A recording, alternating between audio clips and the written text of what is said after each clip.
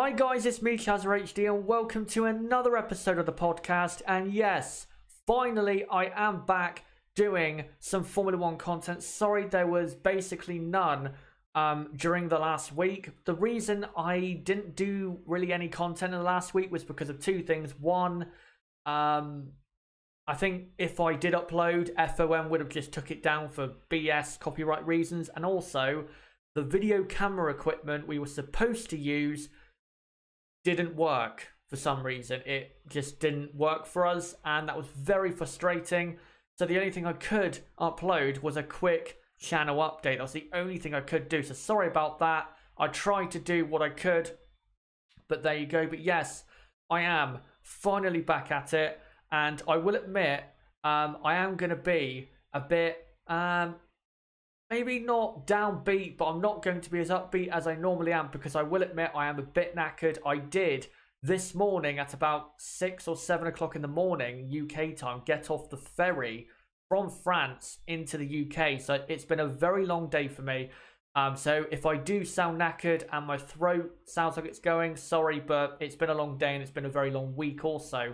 You know, going to testing and stuff like that. Now, two things before I start. One, once I bring Nib in, if we sound robotic, then I'm afraid there's nothing we can do, because one, my internet right now is not that great because we currently have a storm in my area of the world. It's called Storm Freya, I believe. And that's why my internet is not at its absolute best. And that's why, unfortunately, I didn't start talking for about 12 minutes, is because my internet is so slow for some reason. And also, the pictures you see on your screen of the cars, like this one, these are pictures that were took by yours truly at the track. These are my pictures, so don't worry about FOM copyright, because, well, if they do copyright it, it'd make no sense because they don't own these pictures. These are my pictures. I took them and I own them. And it is as simple as that. But what we're going to do is we're going to go through all the teams. I will stop after the top 3 teams and go through the chat and see what you guys think of Mercedes, Ferrari and Red Bull's second test, and how they did in the second test. Then we'll go on to the midfield. And then I'll get into some stats about who did the most laps, who did the best lap times, most laps for each power unit. And also I will get into revealing my pecking order from what I have seen at the track. And trust me, I did see plenty. But, of course, as always, I have to bring in my podcast guest, as always, to talk about the current ongoing things in Formula 1. And hopefully, fingers crossed, he is not going to sound like RoboCop once I bring him in. So let me bring him in now. Nib, how are you doing, mate?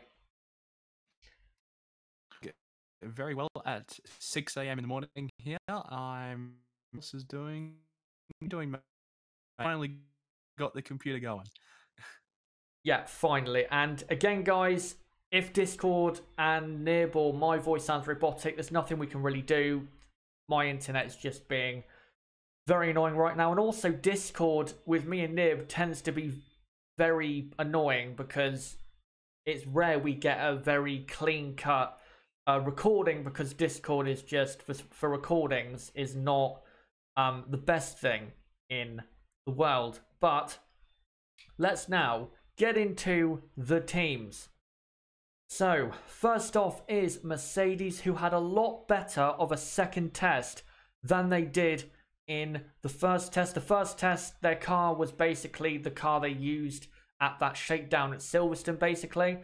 The second test, they brought plenty of upgrades, which Nib is going to analyze in a moment. But yeah, it was definitely a better second test. But the car still, from what I saw at the track, it's not looking like it is the best car. It definitely, for me, from what I've seen, is not the best car. For example, I went and watched at turn 1, turn 2 and turn 3. And I also watched in the final sector of the track.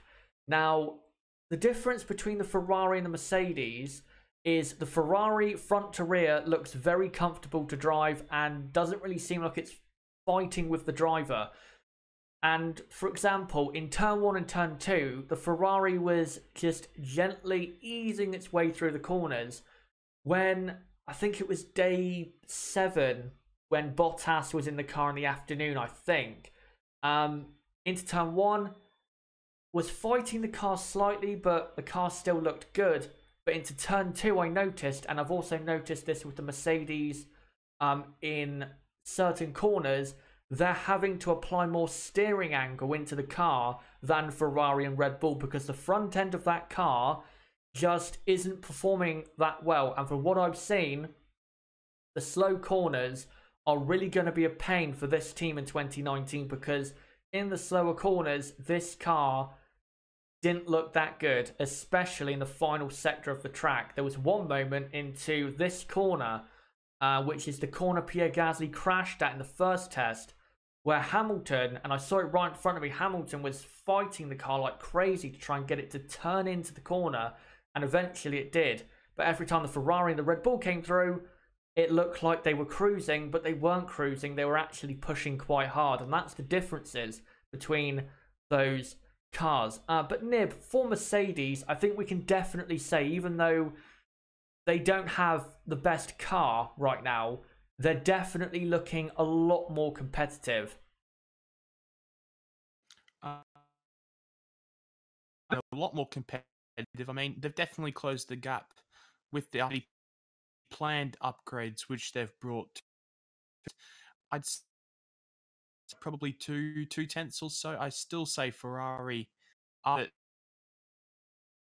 upgrades that Mercedes have brought, which we will talk later on.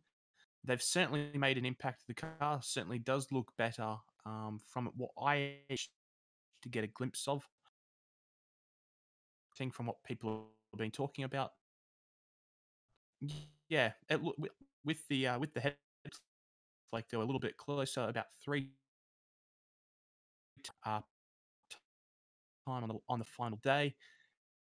In the race pace, they still worry. Of course, they didn't have the cleanest of weeks after had what's it called? He lost had an engine issue. They had to change the engine on the 5th day, I think it was. Yeah, and not for both the teams, but yeah, certainly more for Mercedes than the first. Yeah, definitely better. But again, I want this to everyone watching, and I'm afraid I have to say this. I think our internet or my internet is not coping well, because you were cutting out a lot there, Nib. I don't know what we can do, honestly, but so annoying. But yeah, Mercedes definitely had a better second test. Definitely. But again, the car is not looking as good as it really should be at this stage of the season. I thought Mercedes would be looking good by this point. They're not looking bad, but definitely not looking good compared to their lofty standards. But let me just get into some key stats from Mercedes's pre-season. The best lap time was by Lewis Hamilton on day number 8. That was the final day. It was 1:16.224. The team completed 1,190 laps. That's 5,500 kilometers over the 8 days of testing. That's very, very impressive. And by the way, Valtteri Bottas's best lap time was a 1:16.5. If they're running the same fuel load, I don't think they were, but if they're running the same fuel load in those times, in terms of the time difference between those two drivers, that seems about right, in my opinion, because I think I've said this before. Valtteri Bottas is normally about a quarter of a second at best off Lewis Hamilton when Hamilton is performing at his usual best. So yeah, that seems to me about right on lap time. Of course, Mercedes were very close to Ferrari on lap time on the final day of testing, but as we'll get onto later, Ferrari definitely have the better car. But fingers crossed, if my internet doesn't make Nib sound like Robocop, hopefully Nib can now get into some technical analysis. Now, the reason we're doing this for only one team is because Mercedes came to the second test with basically a new car, from front, side pods, barge boards, all the way to the rear end. So I'm going to let Nib take over. Fingers crossed, Discord does not absolutely butcher this, but we're just going to try our best. So Nib, take it away, and we'll start off with the front wing. I move on to the front wing. I don't know because making it's lagging up a storm. This front completely new front wing design, outwash. It's their design, which they did go for test. They have not liked change that and just try to get as much dirty up front. And then with the front nose, they've I don't know exactly how to describe it, but they've lowered nose, the tippy top, they've raised up. They flow okay.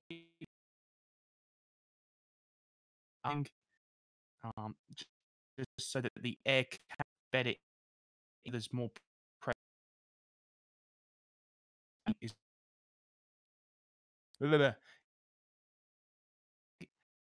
Hold on a minute.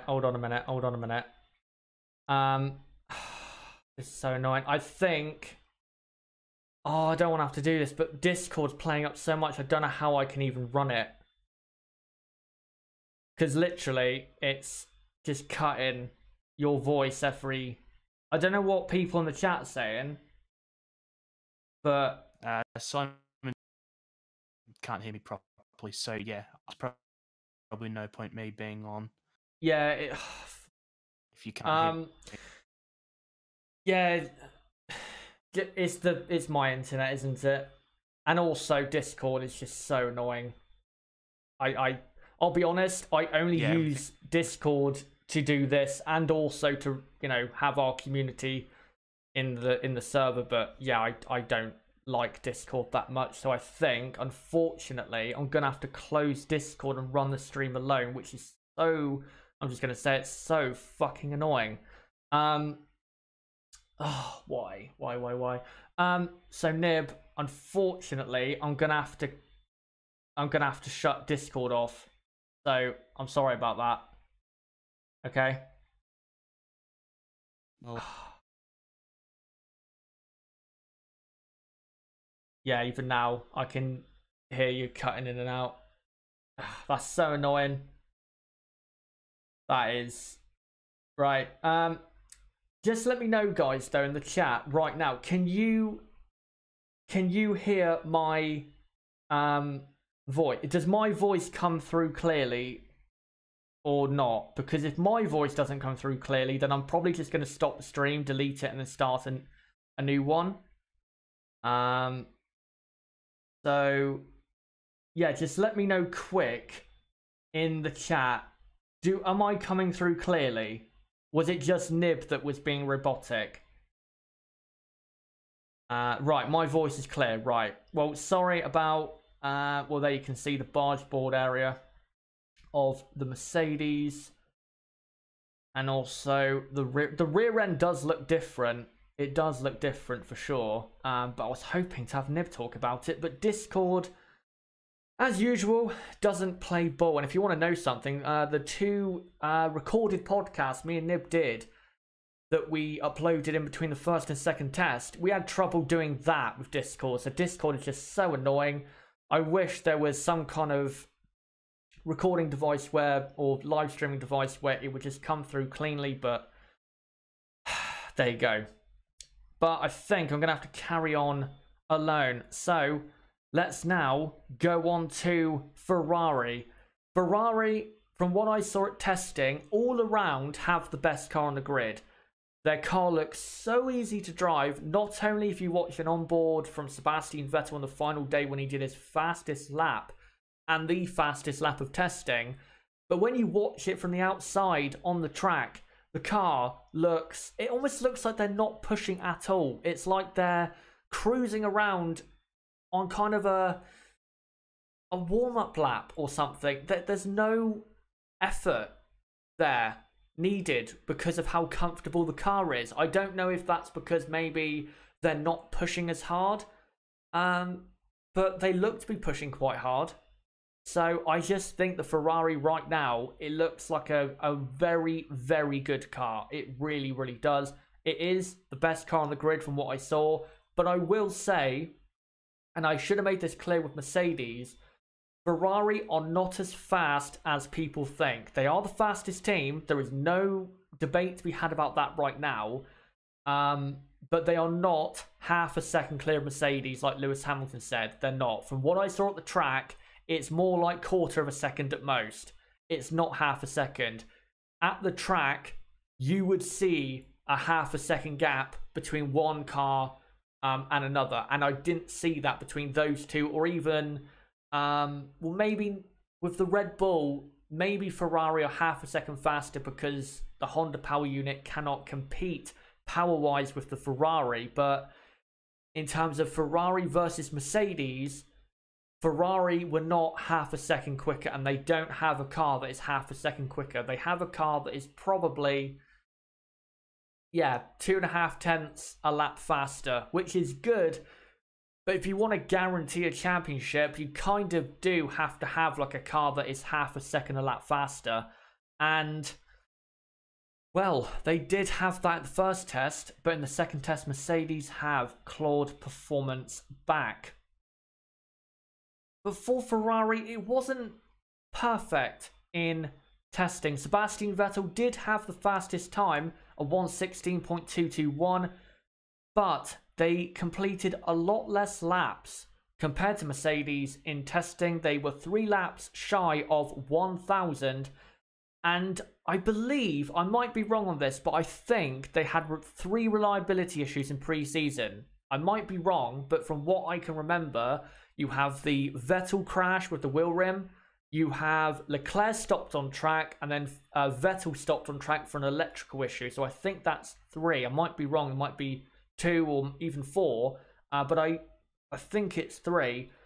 But then there, Charles Leclerc, his best lap time was only 10 thousandths of a second slower than Sebastian Vettel. And that does show you that if Vettel is not at the races, at least Ferrari have a second driver, a driver that's not going to be the number 2 driver, but a driver that can pick up from where Sebastian has left off. But Ferrari, they do have the best car, and they are looking very, very good right now. And I think they are going to be very strong in the first 4 races. After that, I'm not quite sure, because you have to see how Mercedes and Red Bull develop. But for the first 4 races, this is the team to beat, in my opinion. Maybe not in Australia, which is a very track-specific track for certain teams and their cars. But for races like Bahrain, Shanghai, Baku, this team is going to be the team to beat, in my opinion. Next up is Red Bull, who I feel as though not enough has been talked about this team. From what I saw at the track, they still have the best aerodynamic package on the grid. They do. From what I saw, their car still looks the best aerodynamic package on the grid. Chassis-wise, looks great. The only thing we don't really know from pre-season is, were they running a ton more fuel? I think they were running a bit more fuel than others. And once I get to the best lap times for each team, I think that'll become clear. But also, I think they were basically using pre-season to just get reliability instead of out-and-out pace. Because on the final day of testing, day 8, Max Verstappen, even though he didn't go out to do a C5 tyre run because his gearbox had issues because of Pierre Gasly's crash the day before, his best time was on a C3 compound of tyres. So he could have gone a lot faster than he did. And I think if he had actually been out on the track and done a lap time, people would have been surprised by how good this Red Bull car is. And the feeling I get from Red Bull is that they are very quietly confident of what is going to come out of this car. From what I saw of this car, they are a dark horse to possibly go for the championship if things with Honda are looking good from the outsets of the first race. But again, if from the first race it becomes clear that Honda with their engine can compete with the Red Bull chassis, don't be surprised if Max Verstappen is usually on the podium, because that car does look very good. It looks very, very good. And they did have a mostly good pre-season testing, in my opinion. The best lap time was by Pierre Gasly, did a 17 flat on day 7. They completed 833 laps over 8 days, but there were no Honda power unit problems in testing. The only issues they had was Pierre Gasly crashing on day 2 of testing, and then day 7, which was not good in terms of getting running on the car, and that's why they only did 833 laps compared to, say, Ferrari's 997. And Max Verstappen's best lap time was a 17.7, but that was on the C3 compound of tyre. Gasly did his on the C5, I believe. So Verstappen probably could have gone, say, 0.3 faster than what Gasly did, at least, in the Red Bull. But yeah, for Red Bull, things are looking good. They are looking good. Don't be surprised if in Australia they are right there fighting for the podium. Maybe even a second place if a certain driver or a certain team isn't having a great weekend. Don't be surprised if that does happen. This car, from what I saw, especially on the long runs, looks good. It looks very comfortable to drive.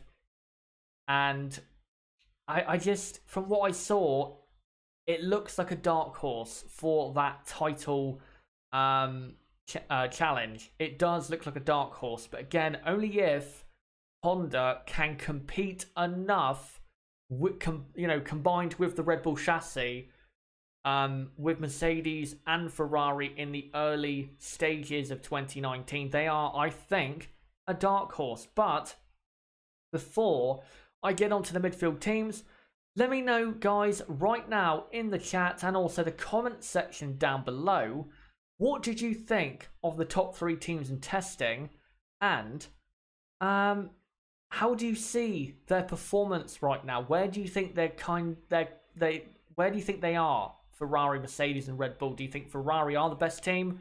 Do you think Mercedes are on the back foot massively? Do you think Red Bull are dark horses, or they're also on the back foot? What do you think? Put in the chat or the comment section down below, and I will, because I've been away and I haven't done a stream in about 2 weeks, I am, for the next 15 minutes, going to go through your comments and try and read out as many as I can. So let me take a look at the chat. Rona Brady says, I think Red Bull are okay, but not as good as people think. Red Bull aren't up there with Ferrari, and that's why I say Ferrari all around have the best car, but in terms of the aerodynamics and the chassis, Red Bull do have the best car from what I saw. It's not a clear advantage in that area, but Red Bull, from what I saw at the track, do have the best car aerodynamically. In the corners, it just looks very, very good in the corners. Let me have a look at some more comments. Heinzer Paredes says, Ferrari and Mercedes very close. Just Bottas will have bad performance. It will be like Kimi underperforming sometimes. I think Mercedes are a lot closer to Ferrari than, say, Lewis Hamilton thinks. It's not half a second. From what I saw at the track, it is at most a quarter of a second. But the thing is, and I noticed this because I actually watched Lewis Hamilton come through the fast uphill right-hander, which I believe is turn 10.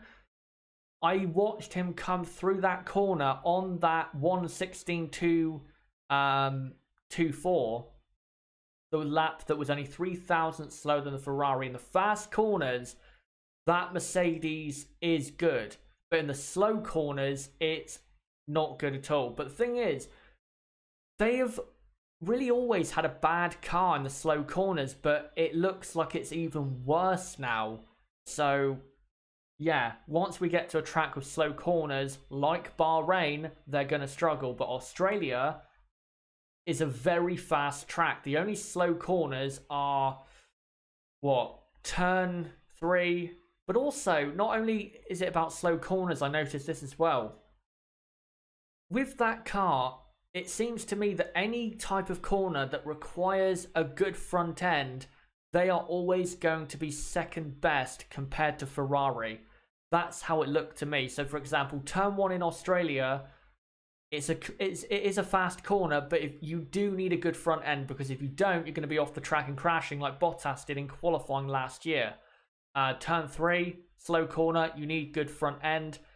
But because Australia is so fast and you don't necessarily need the best front end downforce in some of the corners, and some of the corners are faster, which the Mercedes car does like, that should dampen Ferrari's spirits slightly.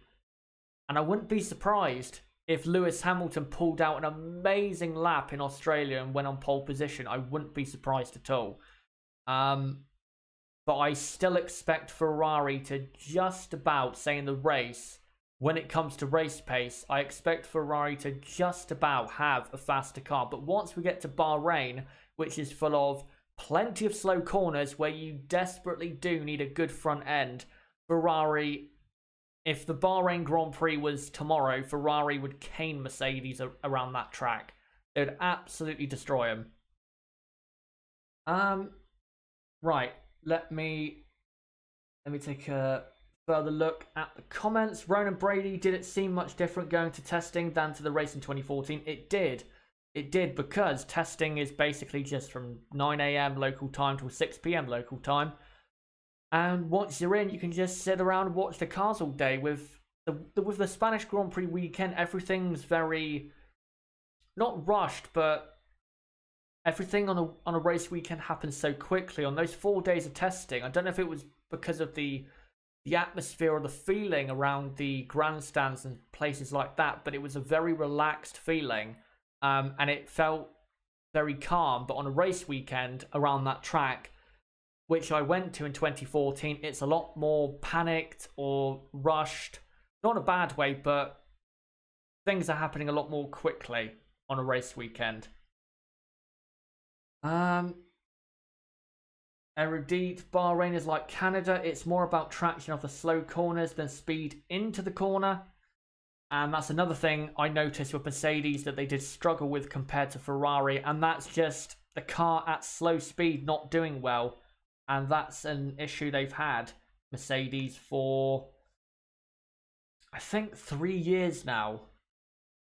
Right, let me take, and Nib saying turn 9 is the right hander. Okay, turn 9. But I did watch him, Hamilton, come through that corner on his fast lap, and that car in the fast corner, or in the fast corners, does look good. It's just once they get to the slower corners, it doesn't look good at all. It doesn't. Francisco says, I think it'll be Ferrari versus Mercedes for the title, with Red Bull closer than last year. I will get into on Saturday when we do the podcast, and hopefully my internet and Discord is actually working so I can do that preview with Nib. But on Saturday, we are going to do a podcast doing a 2019 season preview where I will give my final predictions for 2019. That's the full top 10 in the drivers and the constructors. That will come on Saturday. I already know who I'm going to go with for the drivers' championship and the constructors. it is different to what my early predictions for 2019 were, but I'll get onto that on Saturday. Warren M. Merck look to have a smaller performance window on the tyres than other teams. Graining will again be an issue for them.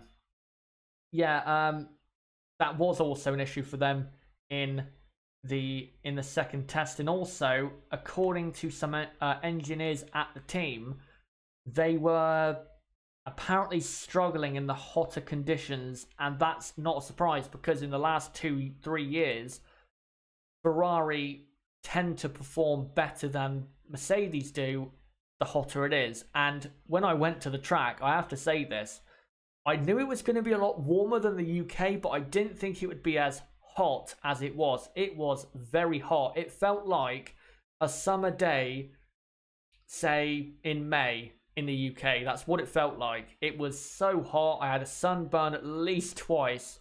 It was very hot for that time of year, and a lot hotter than it was this time last year for testing. So yeah, I think that did play a factor. Let me look. The Mercedes was actually much better than the Ferrari in the slow corners at the back end of last year. Singapore, Brazil, Abu Dhabi. Singapore, Mercedes didn't have a faster car than Ferrari, in my opinion. I think that was the reason they won there and got pole position, was because Lewis Hamilton was just amazing at that race. Brazil, maybe, yeah, you have a point, but Abu Dhabi, the reason Mercedes won that race was because in the final sector with the fast corners, their car was just way better than the Ferrari was. Ronan Brady asks, 21 degrees was it? Yeah, it was about that. It was, I think the hottest day was Wednesday, which was day 6. That was about 22, 23. And yeah, I was knackered after that day because it was so hot. It just took it out of you.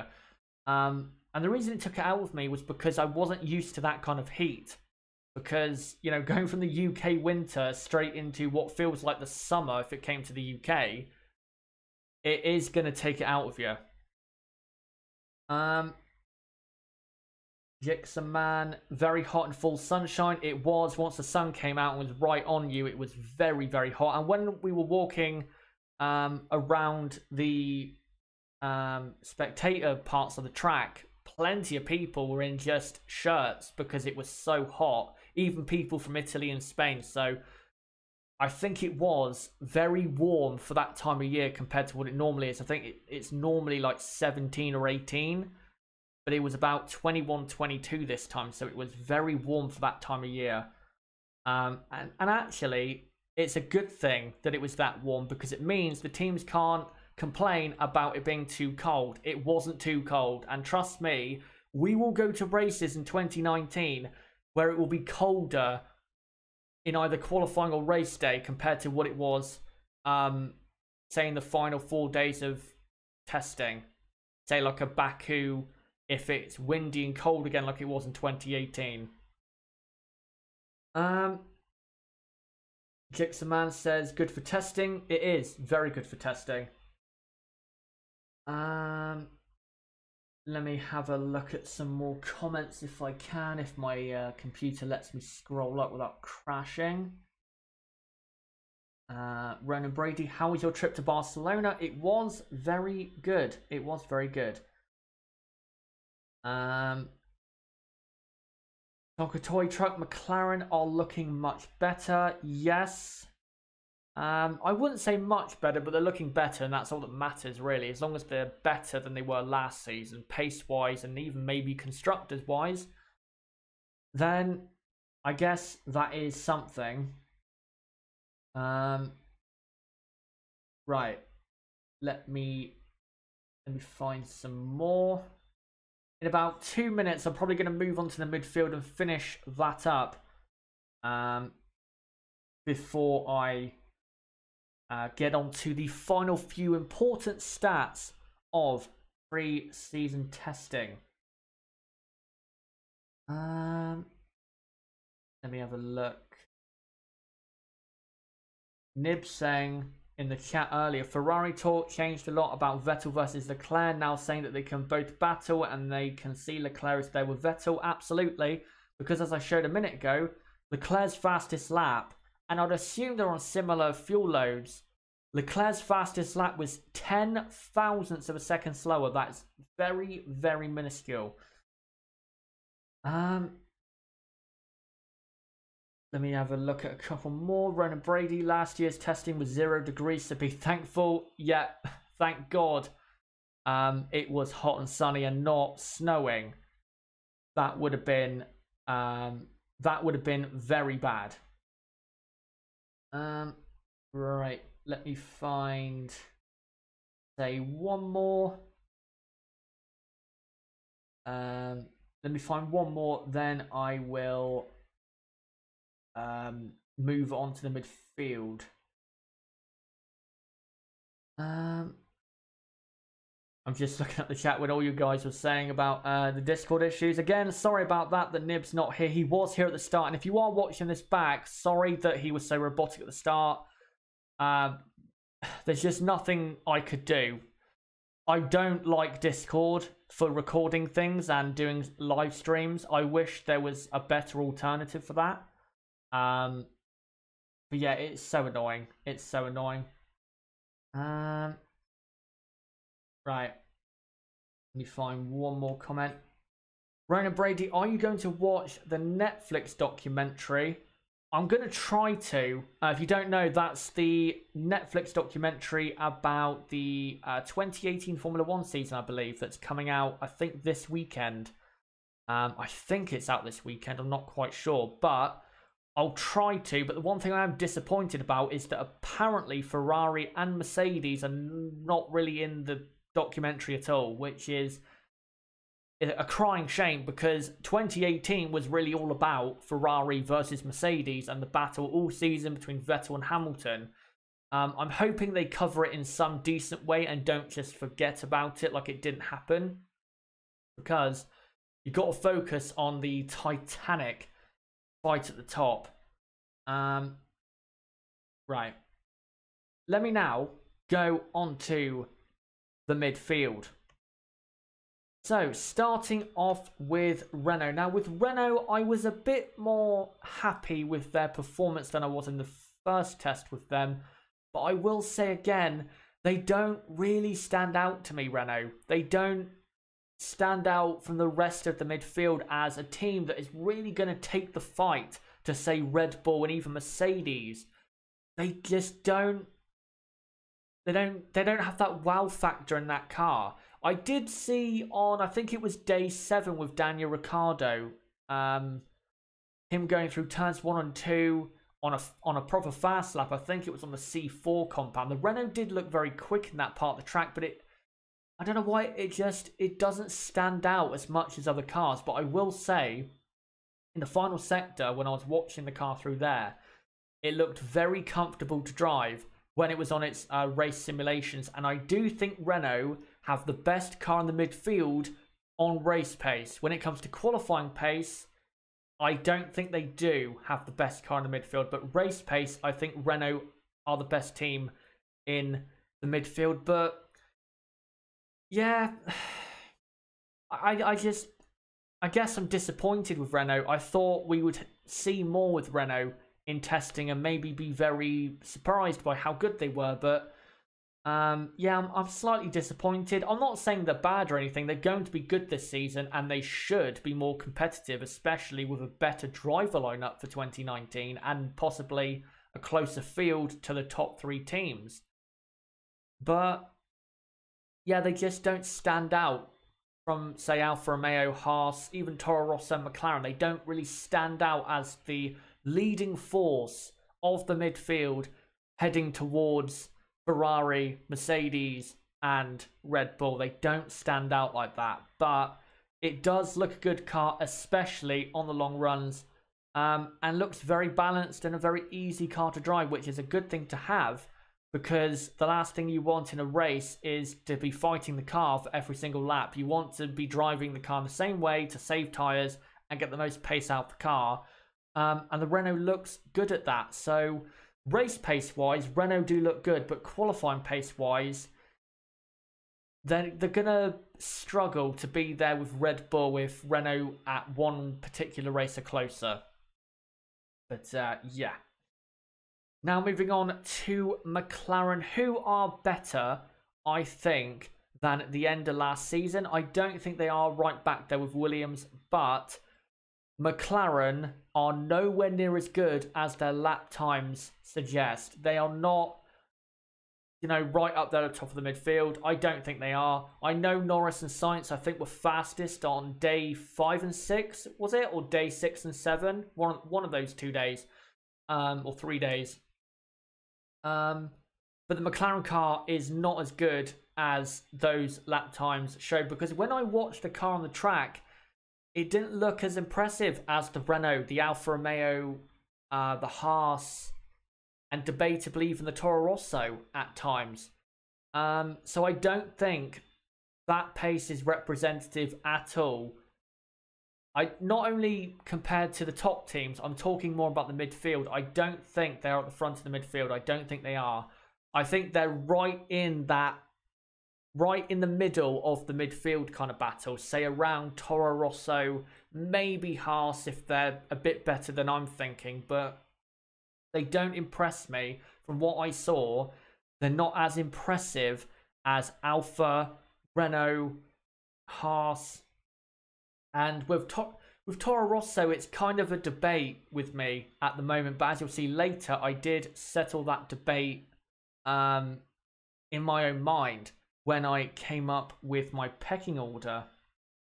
But yeah, McLaren looking better, but don't expect miracles at the first race, because they're most likely going to get both cars knocked out in Q2 at best.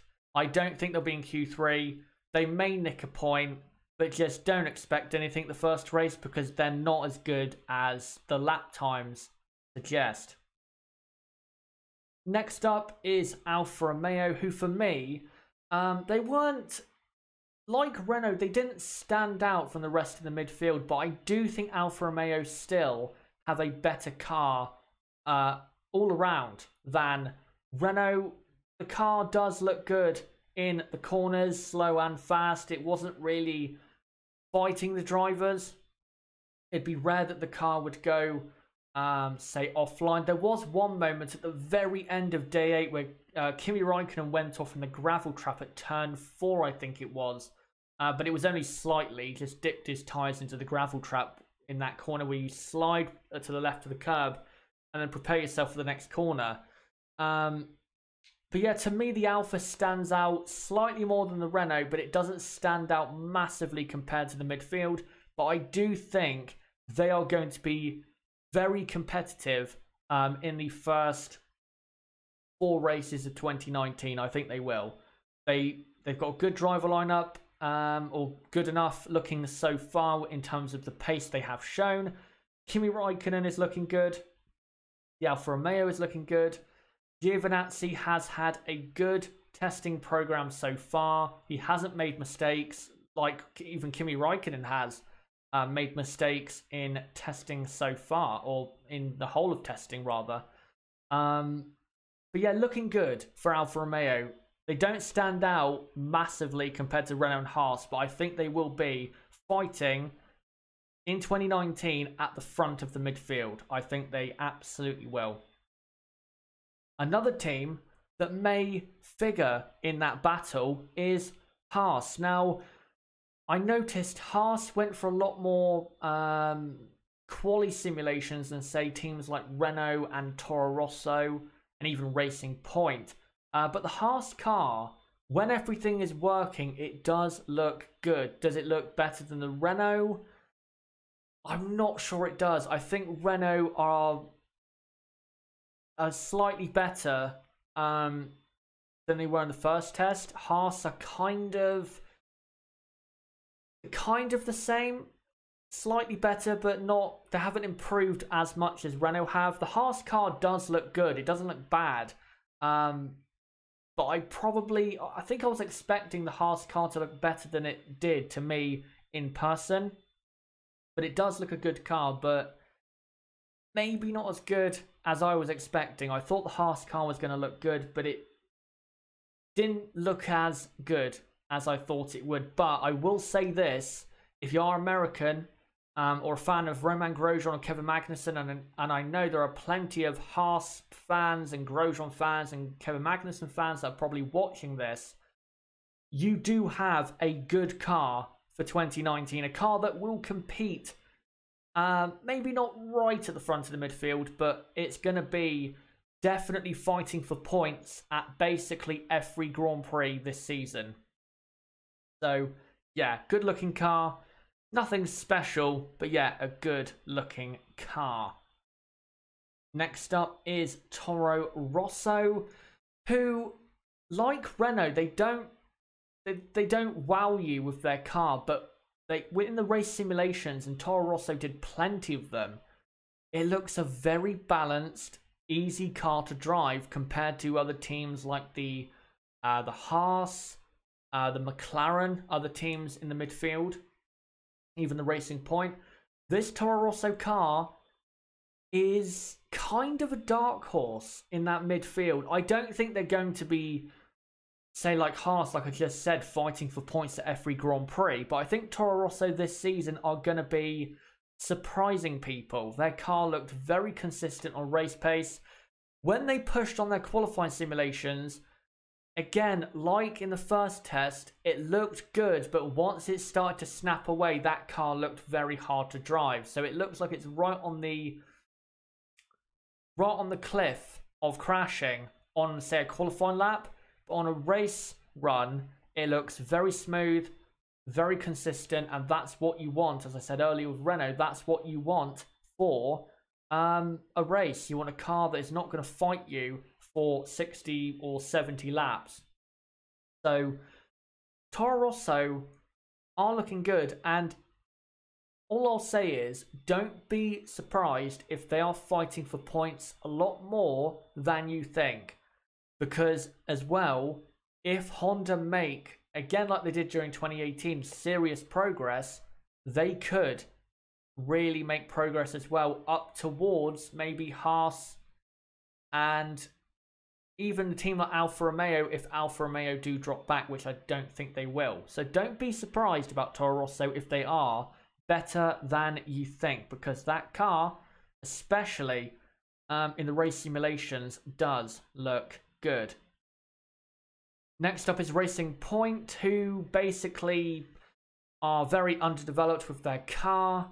Their car doesn't look that bad, or as bad as I thought it would look, but you can tell the differences between, say, the front of the midfield and Racing Point. Racing Point are not going to be fighting at the front of the midfield until Canada, probably. In the first 4 races, they're going to be, say, between, at best, 10th and 15th. That's the best I see.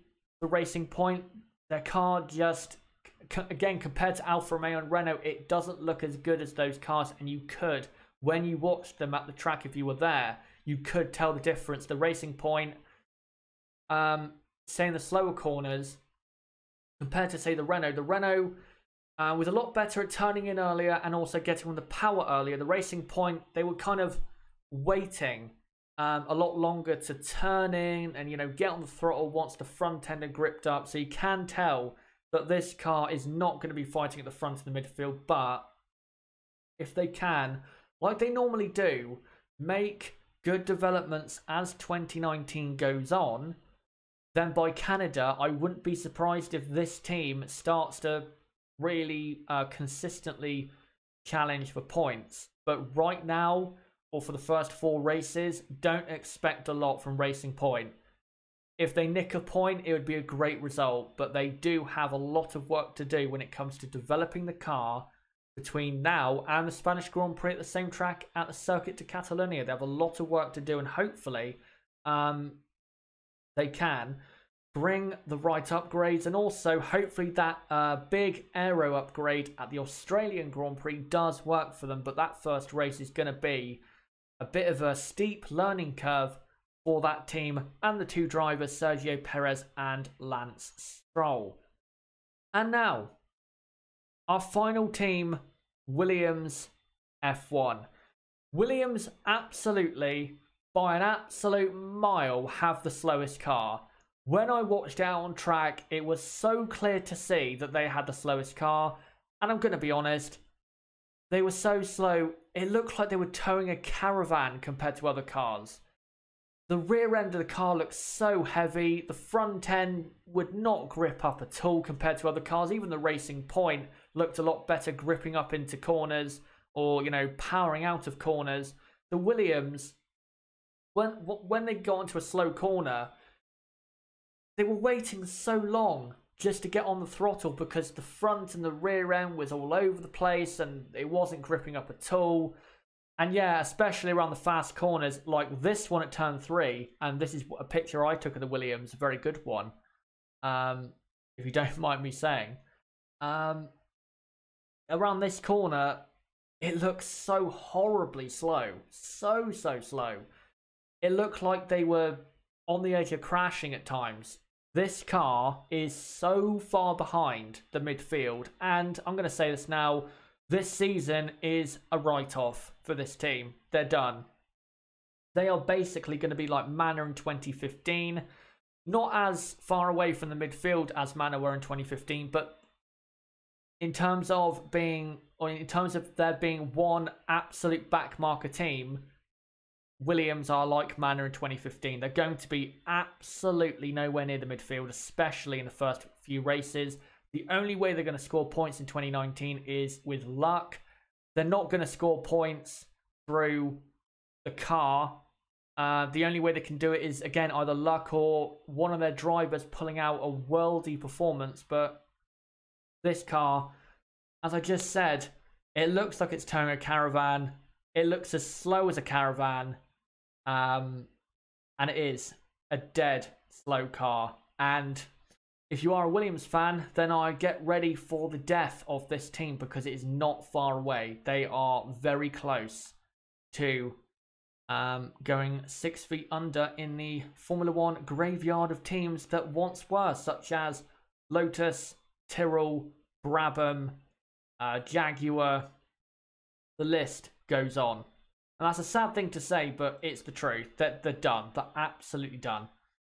But let's now move on from them and go into some key stats from the second test. So these are the fastest laps that each team did during the second test. So Sebastian Vettel did the fastest lap of all of testing and also the second test, 1:16.221 in the Ferrari. Lewis Hamilton was only 0.003 of a second slower. So looking competitive there for Mercedes, but I don't think that is the gap between those two cars. Nico Hülkenberg is then third on a 16.8. Then Albon again on a 16.8. Sainz 16.9, but McLaren are not as good as that lap time suggests. Romain Grosjean 17 flat. Gasly 17 flat, but Red Bull were not pushing that hard in testing. They were going a lot more for reliability and race simulations. Kimi Raikkonen 17.2. Lance Stroll 17.5. And George Russell, the only driver, and also with Kubica as well, that were only in the 1:18s out of the best laps done during testing and the second test. Russell did a 1:18.130, and as I said, they are miles off the rest of the field, in my opinion. But now, let's get into the laps completed by each team, and this is in order. So Mercedes, by a mile, did the most laps, almost 1,200 in testing. Ferrari were 3 laps short of 1,000. Renault, even though their rear wing fell off in the first test, they had very good reliability with 961 laps. Toro Rosso, also good reliability with 935. Alfa Romeo, 922. McLaren, 874. Haas, 871. Red Bull, 833. Racing Point, 625. The reason they only did that amount of laps was because the car that's going to be at the first race is going to be completely different to the one that was at testing. And then Williams, 567. Well, they missed the first 2.5 days of testing. I think this is for the whole of testing, actually. I should have actually checked, but I think this is for the whole of testing. But with Williams, the reason it's only 567 is because they've missed the first 2.5 days of testing, and also they gave up basically in the final half day of day 8 because Paddy Lowe said there was nothing more to learn, which for me is absolute rubbish. You know, you've missed 2.5 days of testing, and then you're giving up halfway through the final day because there's nothing more to learn. I don't get that. On the final day of testing, with the amount of time you have left, you've got to keep running the car as long as you possibly can. Even if it breaks down. It's better if it breaks down in testing than at the first race or in the first few races or the entire season. You've got to run the car as long as possible. And, well, on the final day, they gave up. Here you go. These are the laps completed through testing by each power unit. So Ferrari did 2,700, almost 2,800. Mercedes did 2,382. Renault 1,835. And Honda 1,768. So Ferrari looking good. And by the way, you have to remember the Ferrari works team on day 6, I think it was, missed basically almost all of the day through that Sebastian Vettel wheel rim failure. So Ferrari looking very good in terms of reliability. Mercedes, though, their figures are a bit hampered by Racing Point and Williams not doing as many laps, but also you have to remember Ferrari did have reliability issues which weren't to do with the power units, such as that wheel rim failure. But now, I'm going to get into, guys, my pecking order from what I saw at the second test. And also, I want you guys in the chat right now live and in the comment section to show me, put it in the comments and the chat, what is your pecking order right now going into the first race? Who do you think is quickest? Second quickest, third quickest, so on and so forth until slowest. I think we all know who we're going to go for 10th fastest. Don't think it's going to be a massive surprise. But make sure to put that in the chat and the comment section, and I'll try in the comments after this video has gone up. I'll try to reply as many as I can, and also in the chat I'll read through as many as I can in a moment. But this is now my pecking order right now in Formula 1 after testing has finished. So, Ferrari, in my opinion, have the best car in Formula 1. Mercedes are second, about a quarter of a second away. Red Bull are probably half a second away from Ferrari in third. Then it's Alfa Romeo in fourth, Renault in fifth, Haas sixth, Toro Rosso just ahead of McLaren in P7. But I will stress, Toro Rosso and McLaren, in my view, are very, very close to each other in terms of performance. And also, I think Renault and Haas are very close in terms of performance, and also Alfa Romeo. So I want to stress that. It is very close. It's not a clear gap. But that's what I think the pecking order is from P4 to P8. Racing Point, for now, you have to say a P9 because we haven't seen their full 2019 car. And obviously, the toothpaste car is in last place. But there you go. There is my pecking order, and I want you guys right now in the chat, let me know what your pecking order is for the current Formula 1 grid. Let me know right now, and I'll try to read through as many as I possibly can. And then after that, I'm going to do a Q&A for half an hour. The reason it's going to be half an hour is because I haven't really uploaded anything for about, or done a stream for about a week and a half. So, yeah. Let me now get into the pecking order side of things. So, Francisco says, Jesus Chazza, you have the same order as myself. Stokely Stennett says, I'm going with the champs until someone knocks them off.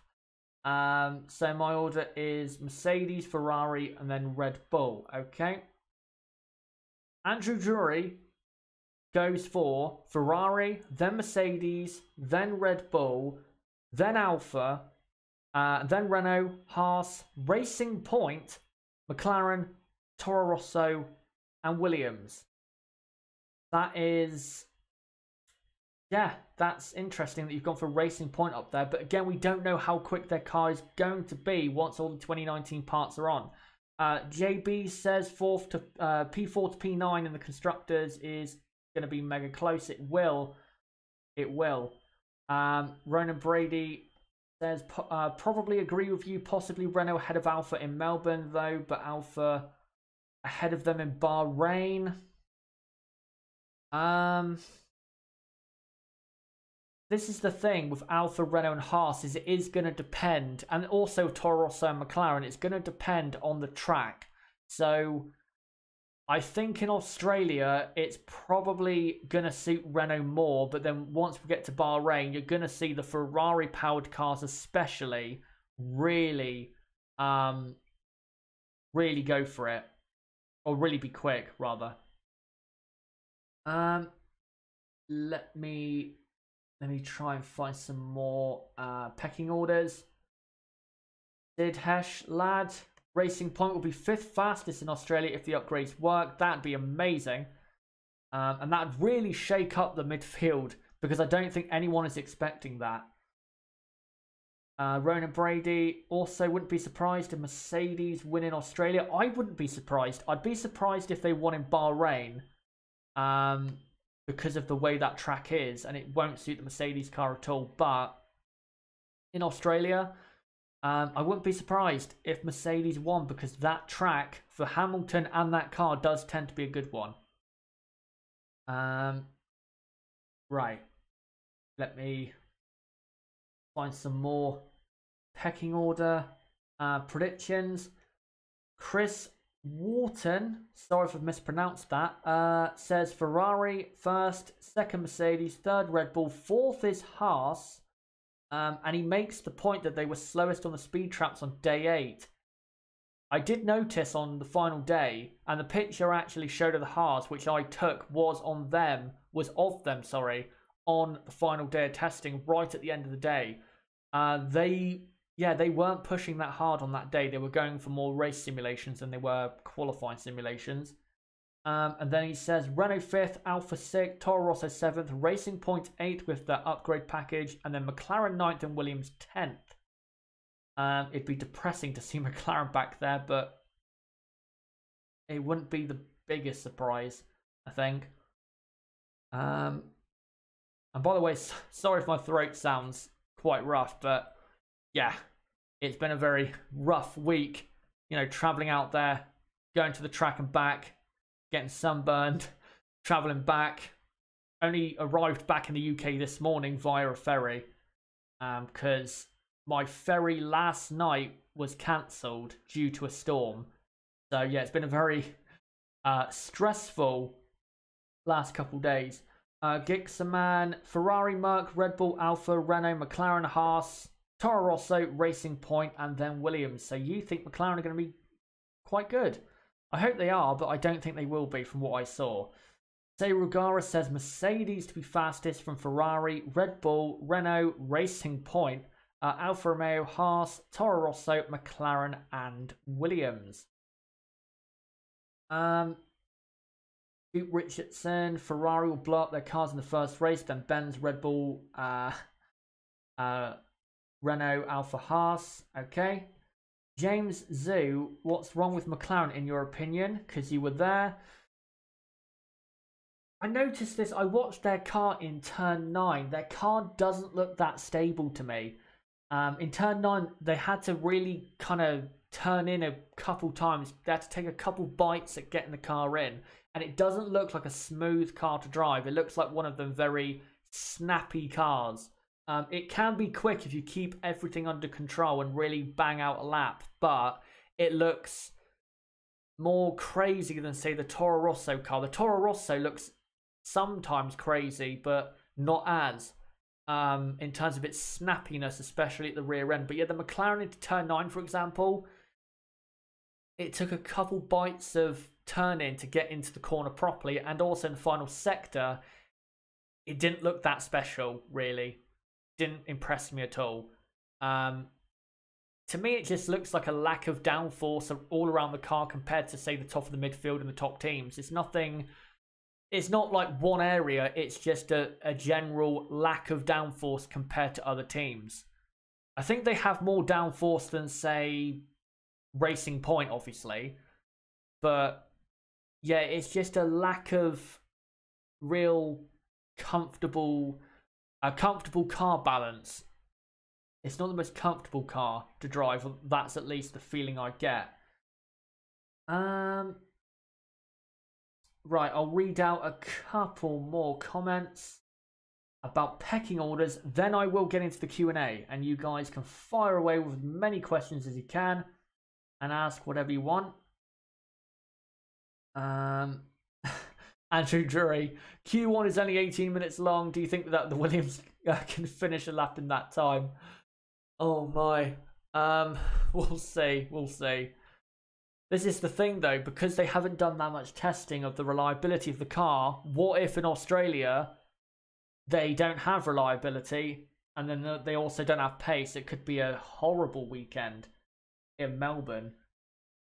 Let me try and find one more comment about pecking order. And the last one I'll go with is from Mike, who says Mercedes fastest, Ferrari second, Red Bull third, Alfa Romeo fourth, Haas is fifth, and Renault sixth. Okay. And, well, I'll move into the Q&A because I've just seen a great question to start that off with. And I just want to say also, don't forget to subscribe for more content like this. I will get into, guys, what the content is going to be between now and the Australian Grand Prix, which is in, well, the start of the weekend is, I think, just under 10 days' time. I think 9.5, 9.25 days. Yes, I am counting that much. But yeah, I will let you guys know after the Q&A the content coming up on this channel between now and the Australian Grand Prix weekend. But also, if you are new to the channel, don't forget to subscribe for more content like this, as we will have you covered with plenty of content between now and the end of the Australian Grand Prix weekend, the first F1 weekend of the season. So don't forget to subscribe for more content like this. Click subscribe, bottom right of the screen, you can do it right there, or click on my channel name, go to my channel page and subscribe to the channel and hit the notifications bell. And if you want a better way of notifications for my videos, there is a link to our Discord server in the description. That's the best place for notifications for my videos, so don't forget to join that. We have a very fast growing community over there. We have now over, I think, 110 people in that Discord. So, yeah. Make sure to do all of that, and also like this video and comment down below. Right, let's now get into some questions. So yeah, this Q&A, guys, is going to last about half an hour.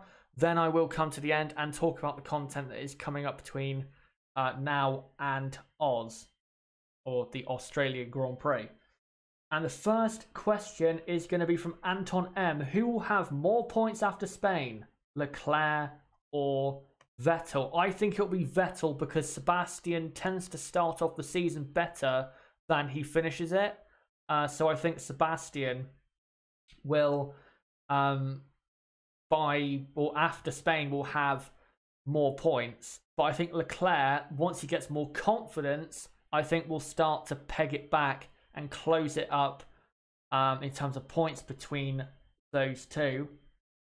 Gixaman, McLaren have a B-spec car coming, hopefully, but hopefully also it doesn't do as horribly as the 2018 B-spec, which made the car worse. Goodbye to Tonka Toy Truck, thank you for coming along. Right, let me find some more comments. There's plenty more. Mike, Renault should have been competing for the podium by now if they didn't have internal problems, but still, that's not an excuse from a manufacturer. I see your point, but you have to remember what Renault inherited. They inherited aerodynamically a poor Lotus car that was only decent in the midfield because they had a Mercedes power unit. They had really in 2016 to just make the best of what they could with a bad car and develop for 2017. So 2017 was really the first proper year of the return of the Renault Works team. Ronan Brady, how do you think James Key will improve McLaren's in-season development? He will improve their in-season development, say around Silverstone time. I think you might see a bit of improvement from McLaren around then, and then maybe some more around Suzuka time. But for him, and also for Andreas Seidel, who starts on the 1st of May, James Key starts a week after the Australian Grand Prix. Their work really should go into 2020 because they can only do so much with the 2019 car. They can only do so much. Just focus, if you can, not a load of resources right now, but some on 2020 with James Key and Andreas Seidel, and try and, you know, improve the car if you can enough during 2019, but kind of have a focus a bit on 2020 with those new recruits. JB, do you think Leclerc and Gasly will win races, and where will they win? Leclerc will win races. I think he'll win at Baku. I don't know where else though, but I think Leclerc's going to win 4 or 5 races in 2019. With Gasly, I don't think Gasly will win a race this season. I think the Red Bull car will be closer to the top 2 than it was last season and in 2017. But I don't think Gasly will win a race. I hope he does, but I don't think he will. Let me have a look at some more questions. JB, which Toro Rosso driver will have more points? I'm going to say Albon. Yeah, that's, I don't know, maybe controversial, but I think Albon. I think Albon is going to impress people and probably be at Toro Rosso in 2020. Ronan Brady, do you think moving from Renault to Honda will be like moving from Cardiff to Burnley for Red Bull? I see your point, but you know, they had to try something different, I think. And also, Honda did eventually create a better engine in terms of power output compared to Renault in 2018. So they kind of had to do it. At the time they made the decision, I didn't think it was the right decision. But since then, I think you can see that it probably is the right decision. And it will, hopefully, hopefully not come back to bite them. Hopefully it will come good for them. Francisco, do you think there is a potential for more incidents and crashes in the front pack because of the inexperience of the likes of Leclerc, Gasly or Max? Yes, I think there will be some crashes because those three, because of the way they are, because they are so young, whenever they get a chance against Hamilton, Vettel, maybe not say Bottas, but against Hamilton and Vettel, they're going to try and really desperately make a move against those two drivers. And it will result in crashes. And even when they race each other, if they're racing for the win, they're going to be very desperate, and that's going to lead to accidents, especially with the wider front wings. Chris Wharton, which rookie will perform the best? I think it will be, I'm going to say Norris because of the type of car I think he'll have. I think the Toro Rosso car is slightly better than the McLaren right now, but I think McLaren will probably just about outdevelop Toro Rosso as the season goes on. Yeah. Anton M, what are your thoughts on Alexander Albon? I thought he was impressive and could get a seat at Red Bull in 2020 if Gasly flops. The only way that will happen is if Gasly flops, but also Albon really performs way above expectation, which I don't think will happen. So I don't think he will go to Red Bull in 2020. But I think he's a lot better of a driver than people give him credit for. And also, Charles Leclerc rates the guy massively because I think it was during their GP3 title, what do you call it? Title contention. I think Charles Leclerc, I don't know if it was last year, he came out and said that Albon really gave me a tough time in that season. So if Leclerc, who is now at Ferrari and is such a great young driver, rates him that highly, he must be good. And I think fully deserves to be in that car. Fully deserves to be in that car. Ronan Brady, what differences did you notice with the new front wings in testing? Also, were you in the main stand in testing? You couldn't really notice the new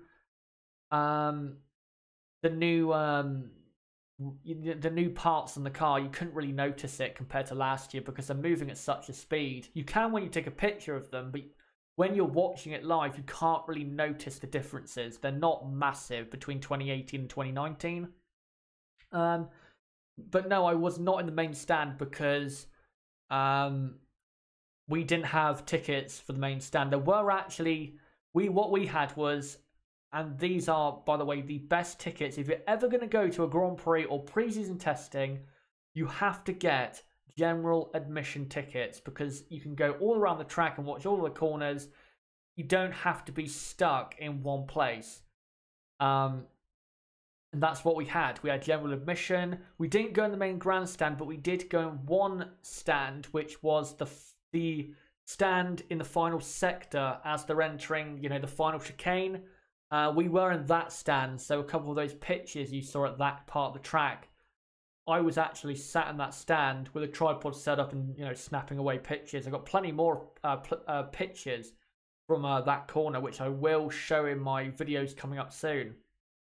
But no, I wasn't in the main stand. The main corners I went to were, say, turn 9, and then turn 8 and turn 7 before that. Turn 4, turn 3, that was a good corner to watch. And yeah, the last sector of the track. That's really the most areas that I occupied. And I did a couple times stand along the pit straight and watch the cars go by. And by the way, if you are wondering, and I know there'll probably be a question about this soon, no, the cars are not loud. They are not loud at all. Compared to 2014, I'm going to be honest, they're no louder from what I can remember. And I'll also say, I actually do like the sound of these cars. The problem is they're nowhere near loud enough. If they were, say, as loud volume-wise as the V8s with that sound, it would be very good, but they're not. They're not loud at all.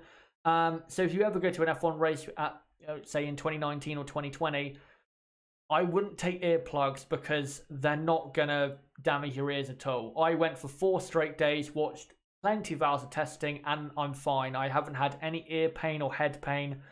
Yeah, I'm absolutely fine. So, yeah, if you do go to a race, don't expect it to be, really loud because it's not. It's not loud at all. The loudest part of the track was the start-finish straight, which is obvious. But even on that part of the track, it wasn't deafeningly loud. It wasn't deafeningly loud. But I will say also, the loudest cars were all of the Mercedes-powered cars and the Renault Works team. All the other cars weren't that loud even when they were on the pit straight, but the Mercedes powered cars for some reason were so loud on the pit straight, and also the Renault Works team. But there you go. Ronan Brady, do you think what we may see in season driver changes? Possibly at Williams for Robert Kubica. I hope that doesn't happen, but you can't say it's not going to happen because it might. Electro Knights, who do you think will have more points at the end of the season, Sebastian or Leclerc? I say Leclerc. I'll get onto that on Saturday in the podcast. But yeah, I'm not going to say right now. I'm going to save it until then. Mike, in your opinion, was Mercedes going with the schedule or were they in a panic? I think they were on schedule mostly, I don't think they panicked and brought loads of new parts. They were planning that quite a bit ahead of time. Yeah, I don't think they were panicking, but they're definitely... I don't think they'll be confident going to Australia and going into 2019. What they've got to hope is that they can make some great developments over the season. And as we know, Ferrari tend to develop worse during a season, especially when you get to Singapore and that part of the season. Just look at 2017 and 2018 where Ferrari got weaker around that time. So they've got to hope that they can stay close enough at that point of the season and then really go for it. And of course, Ferrari will have a lot more pressure to win the championship if they do have a very good car. And also, Mercedes have the experience of winning championships compared to this Ferrari team. So, when it gets down to the final few races, if it's close, and even if Ferrari have the faster car, Mercedes are going to have that big advantage of... knowing how to win the championship in their current form. Ferrari, in their current form, don't have that experience yet. Ronan Brady, do you think Max Verstappen's chance of moving to Ferrari are gone for a few years because of Leclerc? No, I don't think they are. I think that depends on Sebastian Vettel and how he does. Say Ruggiero, Ricciardo or Hulkenberg, who will win. I'll save that for Saturday. JB, who do you think the worst driver is on the 2019 grid? I think Stroll. Without seeing the 2019 season yet, I think it is Lance Stroll, but we'll see. Right. Let me go through some more. Mike, which team impressed you the most? Which team impressed me the most? I'd probably say the Red Bull. I knew Red Bull had a good car aerodynamically, but I didn't think it was as good as I thought. But there was no real team that really stood out way above anyone else. But Red Bull probably impressed me the most compared to what I was expecting. Expecting to see. I thought the Ferrari would really wow me, but it didn't wow me as much as the Red Bull, especially in turn 9. Nib says no, they are 100% louder than 2014. He probably has a different hearing sensibility than me, but to me it sounds exactly the same. Anton M, 2014 cars sound like a broken Hoover. Yeah. Francisco, did you watch the Degrassi versus Verline battle in Formula E? I did see it, but I don't watch Formula E because I don't like it. But he asks, will F1 ever have a battle like that in a race anytime soon? If these new aero regulations work, then we could. Because from the looks of it, and from actually the sounds of it, Kevin Magnussen has come out and said that it feels a lot better following another car. So if we get a 2018 US Grand Prix, you know, 3-way battle for the win, but with better following cars, we could have a similar race to the line. We really could. Ferrari had the best car last year. Yep, I agree. Electro Knights, will Verstappen win more races this year than he did last year? I don't know if I can... I don't know. Hey, that's hard to say. It really depends on how close the Red Bull is to the top 2. Sebastian, predictions for Australia. I will get into that in my Australian Grand Prix preview, which, by the way, guys, will be happening this year. But there are going to be differences in the preview videos from last year to this year. There will be differences. By the way, my throat is very, very sore. It feels like it's on absolute fire right now.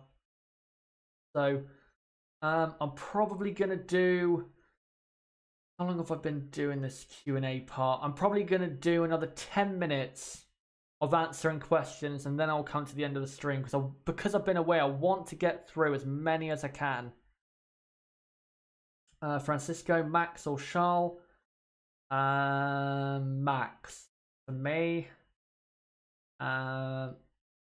Sebastian says for predictions for Australia, he says, I think Hamilton will get pole, but Vettel will win. We'll see. I think it'll be a lot closer than people think at the top.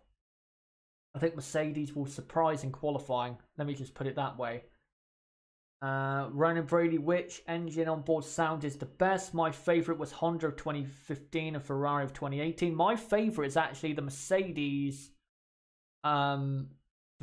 Works team in 2018.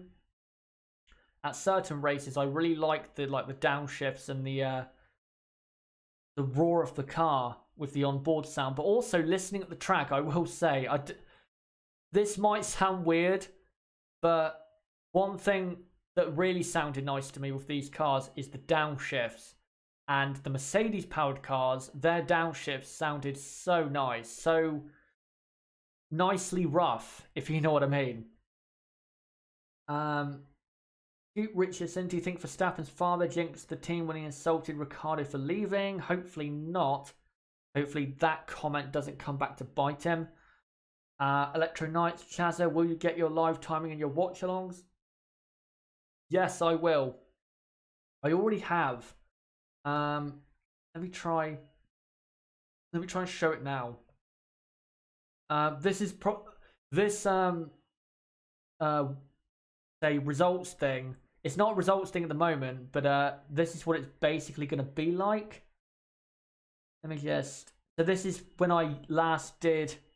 Hold on. This is when I last did my This Week in F1. Let me see if that'll. Oh no, it won't come up at the moment. But what I'm going to do is have. If you ever watched the last couple episodes of This Week in F1, I have, of course, that ticker at the bottom. What I'm going to do is put the race order live along that, going along the bottom for the entire race. I'm also going to try and do one on the side of the screen, like a tower order, if I can. But there will be not live timing, but a live order. So when you guys tune in, you know who is where without me having to say every 5 minutes, like I did last year, who was in what position. Right, let me find a few more comments. Sidhesh, lad, do you think Haas will lose out in the development race throughout the season? I'm not sure, because in 2018 they developed actually quite well, because after Canada, between Canada and Monza, I was going to say Ferrari, Haas had the best car basically in the midfield. So, no, I don't think they will. I don't think they will. And I will also say this. If Ferrari, really improve as the season goes on, Alfa and Haas will also do the same because of the partnerships they do have with Ferrari. So don't be surprised if at a certain track where Ferrari are doing really well, also Alfa and Haas are doing well, or if Ferrari are developing really well, so will Alfa and Haas. They're kind of going to follow what Ferrari do during the season. So don't be surprised if you've got Ferrari clear at the top in Bahrain, which is always a great track for Ferrari, and then Alfa Romeo and Haas at the front of the midfield in Bahrain as well. Don't be surprised if that does happen. Brendan Brady, do you watch other YouTube channels? I do, but it's not very. I don't really watch channels. I watch more like videos than channels. I don't really care really what the channel is, as long as it's good content. But I don't watch that much, to be honest, because I'm more focusing on my channel and trying to produce the best content I can. But I will have a look at other content around the website. But yeah, I don't watch that much, but I don't really pay attention to who the uploader is. It's more the quality of video, to be honest, in my opinion.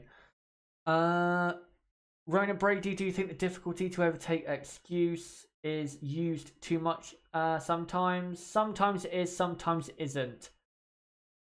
Definitely though in the last couple of years, you cannot argue that you can't say that it's been easy to overtake. Because it hasn't. It's been very hard to overtake. But I will say 2018, it was a lot better at trying to overtake than it was in 2017. If we didn't have a Mercedes versus Ferrari battle in 2017, 2017 would have been a boring season. Thank God we had Hamilton versus Vettel for most of that season, because 2017 in terms of actual wheel-to-wheel racing wasn't that interesting. You had great races, but compared to 2018 it was nowhere near as good. Mike, what is your opinion on McLaren? They are better than last year. They are better than they were at the end of last year, but they're not that much better. They've made small progress, but small progress is better than no progress, of course. And Ronan Brady says, I watch yours the most, and Oldas. Okay. And Electro Knights asks, Chazza, will you ever collaborate with the F1 World at any point? It's not really up to me. It's up to him, to be honest. So if he ever wants to collaborate with me, then it's up to him. But I am actually going to be collaborating with someone very soon. If you see if you search on YouTube after the stream finishes, the F1 debate show, I think soon, I'm not sure when it will be. I think it's going to be before the Australian Grand Prix. But there will be a video, I think, uploaded before the Australian Grand Prix weekend, where there's going to be kind of like a season preview of sorts. And I may be on that channel. I don't know if it's this weekend that it's getting uploaded or during next week. I don't know. But that is someone I think, about to collaborate with. But I need to finalise all of that. Michael Schumacher will one day move to Ferrari, or he says Mick, not Michael. Mick will one day move to Ferrari. He has partnered with them, hopefully. Right, now, because we're coming to the hour and 45-minute mark and my throat is basically dead. In the chat right now, put in your final questions and I'll try to pick, say, the best two, and then I will come to the end of this stream because, again, my throat is absolutely done in and I think I need to rest. And also, I have plenty of content to get making in the next 10 days, so I don't want to destroy my throat beyond repair. Ronan Brady says, I'm off. See you next stream. Thank you for coming along. The next stream, by the way, Ronan, will be on Saturday at hopefully 3 PM UK time. I think it might be later or earlier. I need to confirm it with Nib, but it will be on Saturday where we're going to do our season preview for 2019. So make sure to come along to that. Right, Mike, who is your favourite driver this year? Could you possibly clarify what you mean by that in terms of, do you mean who is my favourite for the championship or my favourite driver in F1? When it comes to who my favourite for this year is in terms of the championship, I'm not going to get into that just yet. I'm going to wait till Saturday. Francisco, do you think tyre wear will be an issue this season? No, I don't think it will. Gixaman, do you think the 3-engine rule is good or bad for F1? It's bad. It should be up to about 6 or 7. It shouldn't be 3. That's ridiculous. Very, very ridiculous. Mike Brown predicts that Vettel will make 6 mistakes that cost him points. But will it cost him championship? Who knows? Right, let me find one more question and then I'll come to the end here. I'm just looking. There's been many very good questions and comments in the chat. So I'm just looking for one final good one. Electro Knights, I'm really hyped for Saturday's live stream. So am I. I can't wait to tell you guys what I think will happen this season. And also can't wait to hear what Nib thinks after testing to see if his predictions have changed at all. Warren M, I'm predicting 3 midfield teams will podium this year. Kimi, Daniel Ricciardo and Danny Kvyat. That's a very surprising prediction. How many do you predict? So this will be the final question. I am going to say 2. I think Renault will get a podium this year. And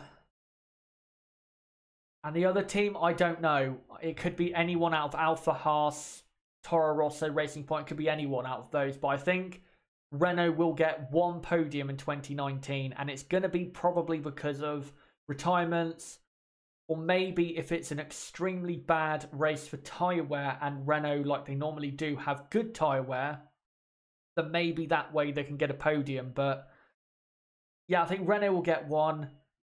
And then after that, I don't know. But I think there will be another midfield team to get a podium. Maybe Alfa, maybe Haas. Who knows? But guys, that is the end of today's podcast, or tonight's podcast here in the UK. Again, sorry about Nib having the issues of Discord. It's also kind of my fault because my internet wasn't working that great. But I do have to say, the reason it wasn't working that great was because we are having currently a storm battering my part of the country in the UK, so there's nothing I can really do. It's, you know, Mother Nature playing its role. So sorry about that, but there you go. Hopefully the weather will improve, my internet will improve for Saturday, where we can do a podcast doing a season preview for 2019. And now let me know what or I'm gonna now let you know, not let me know, let you know what is coming up on the channel between now and the Australian Grand Prix. So on Saturday, we'll be live for the podcast where I'm going to do a season preview of Nib. But before that, I may be uploading a season preview for the top 3 teams. But what my plan is, I'm going to do 2 season previews. I'm going to do 1 for the top 3 teams and 1 for the rest of the grid, like I did for the pre-season previews. I'm going to do that. So that will be coming up on the channel between now and probably the final one of those 2 will be uploaded this time next week, I'm hoping. Say the first one, the one about the top teams, will be out on, say, Friday at the latest. And then the midfield one will be out on Tuesday or something like that. And then we get to the Australian Grand Prix weekend. Now, what my plan is for the Australian Grand Prix weekend, and I might as well reveal this now, kind of early. What my plan is for previews is I'm instead going to upload preview videos for the Grand Prix weekends on a Friday instead of a Thursday. I'm going to upload that on a Friday instead. So, for example, the Australian Grand Prix preview will be uploaded after Practice 1 and Practice 2 has finished. But what I'm going to try and do is kind of avoid talking about who is going to, you know, be quick, and just really talk about who I think, or talk about my predictions for the race and stuff like that. I'm not really going to focus on pace, you know, early on the weekend. I'm really just going to focus more, say, towards the race with previews. So the previews on the channel from now on will be on a Friday, not a Thursday. But one thing I will be doing is I am going to do a practice watch along for Practice 2, which will be at 6 AM UK time on Friday the 15th of March, I believe it is. So at 6 AM UK time on Friday the 15th of March, make sure to be here for a practice watch along, where not only am I going to watch along practice with you guys, but also I am going to do a couple tests with certain things in my OBS and for live streams later on that weekend. So it's also going to serve as a test stream alongside being a watch along of Practice 2. Then qualifying watch-alongs, race watch-alongs, race reviews and all of that. And the first race will then be done. But yeah, there is, don't worry, content coming on the channel. Sorry I haven't uploaded in the last week, but I couldn't really do that much about it, to be honest. But yeah, between now and next week, there should be 3 videos coming out between now and next week. And then it'll be the Australian Grand Prix from Melbourne. And also, Nib will not be appearing on the channel on the Australian Grand Prix weekend because he will actually be at the Grand Prix, because he doesn't live that far from the track. So that is what is going to go down that weekend. But guys, thank you for coming along. I know it feels like it's been an absolute age, but thank you for coming along. And yet I can't wait to start getting back into this in the next couple days. But guys, don't forget to like this video and comment down below, what did you think of pre-season testing, and what is your pecking order going into the 2019 Formula 1 season? Let me know in the comment section down below. And also, don't forget to subscribe for more content like this. We will be doing a podcast on Saturday doing a full 2019 season preview. It might be a long one, but yeah, it's going to be a season preview, so that's what you probably should expect. But that'll be coming out on Saturday. And also don't forget to subscribe for Australian Grand Prix content coming very soon once we get to the Australian Grand Prix. Bottom right of the screen, you can click subscribe right there, or click on my channel name, go to my channel page and hit subscribe for more content like this, and also hit the notifications bell. And talking about notifications, the best place for notifications is my Discord server. If you click on the link for the Discord server, you can join the server, and that is the best place for notifications for my streams and videos. And the community is quite interactive on Discord, so don't forget to join that. And also, don't forget to follow me on Twitter at Chaz6110. Another great place to keep up to date with me and what I'm doing, or maybe why videos aren't being uploaded, or streams, or stuff like that. And don't forget to check out my website, ChazzaHDF1, for more content like this. Also, I just need to say this with the website. If issues with FOM continue, and you guys know what I mean, if you've been paying attention to F1 YouTubers like me, Sean, Dan, Aldas, if those issues continue, make sure you check out the website a bit more, because I might have to start making some plans. That's all I'm going to say right now, but if those issues continue, then yeah, try and get a bit used to the website. But make sure to check that out. But guys, until the next video, which is probably going to be on Friday, I'd say, which will be a season preview for the top 3 teams, Ferrari, Mercedes and Red Bull. And until the next live stream, which is going to be the podcast on Saturday, previewing the 2019 Formula 1 season, it's been me, ChazzaHD. Goodbye.